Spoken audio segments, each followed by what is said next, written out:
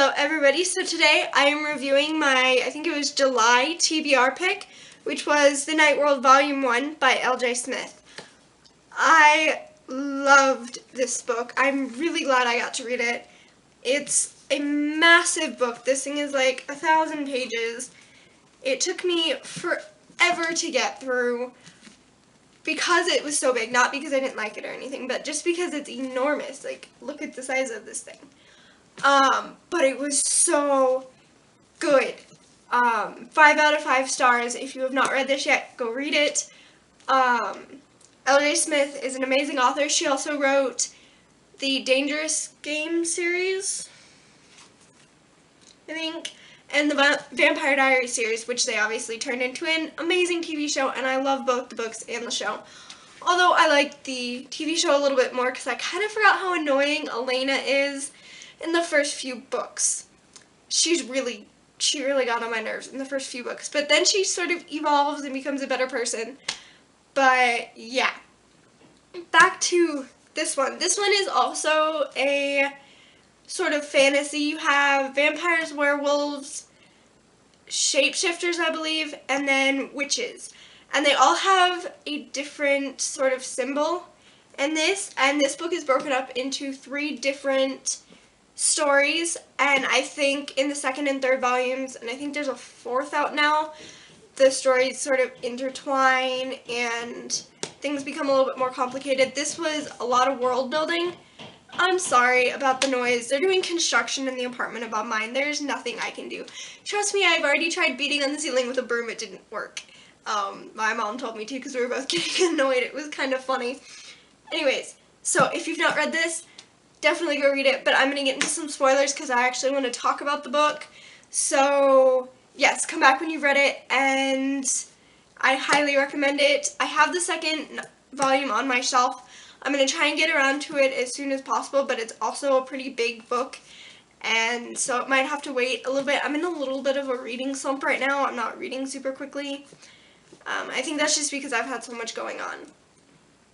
So, yes. So, the first book in this is Secret Vampire, and it follows a girl named Poppy who finds out that her best friend,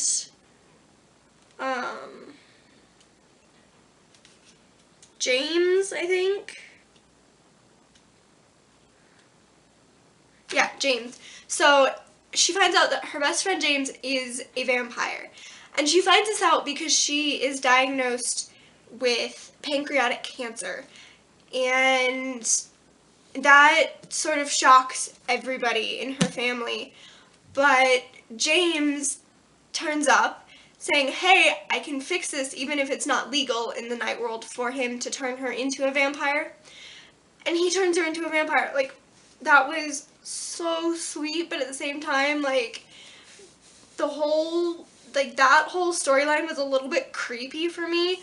Just because, like, they kept getting interrupted, and while it was really funny sometimes, it was also just kind of creepy. But, yes, so Poppy turns into a vampire, and then they find out that she's part witch, and she's psychic, which, what? Like, what? Oh my goodness. So, I was a little bit completely shocked by that. And so, Poppy runs away with James' brother, Ash. Or cousin, I think. I don't think it's his brother. I think it's his cousin. And Ash is complete trouble. Like, he's trouble. There's no way around it. But Poppy ends up finding her way back to James because she's telepathic, and she's able to send out, like, this really strong telepathic message to James. So, yeah, that was really cool. The 2nd book in here, Daughters of Darkness, follows, hang on just a sec, sorry. That's right, it follows Mary Lynette and her brother Mark. And then there's also a 2nd storyline going on with 3 sisters. You have Rowan, Kestrel, and Jade. And Rowan, Kestrel, and Jade are all vampires. And they come to this really small town to live with their aunt. And they show up and find that their aunt is dead. She's also a vampire. She has been staked, which means the person that killed her knew that she was a vampire. which is just a shocking turn of events. And then this other character is introduced, and I'm sorry, it's been so long since I've read this that I'm forgetting names. So you have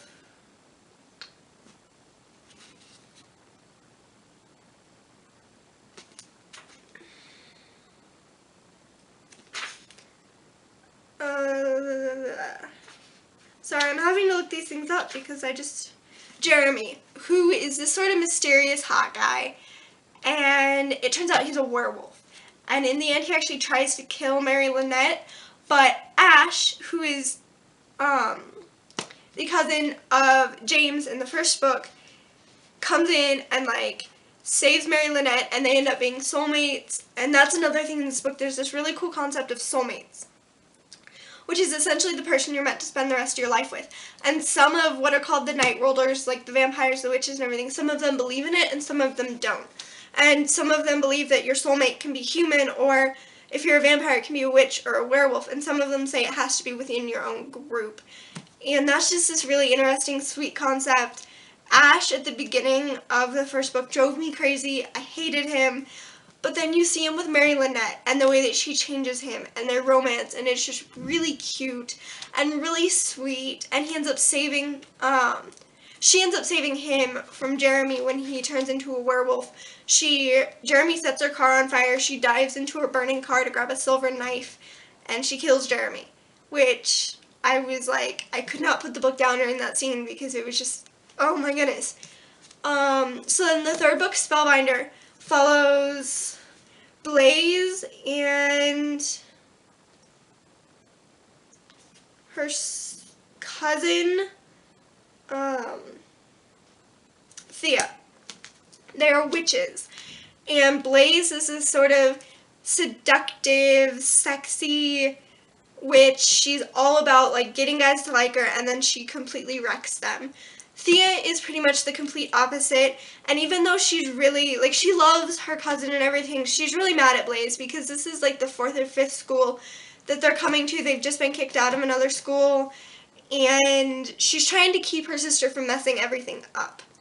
So, and then things get a little complicated when she falls for a guy, Blaze pretends to fall for him just to try and take him away from her, and it's just really interesting. And the theory of soulmates comes into play in this one when you realize that Thea and the boy Eric may be soulmates, even though he's human and she's a witch.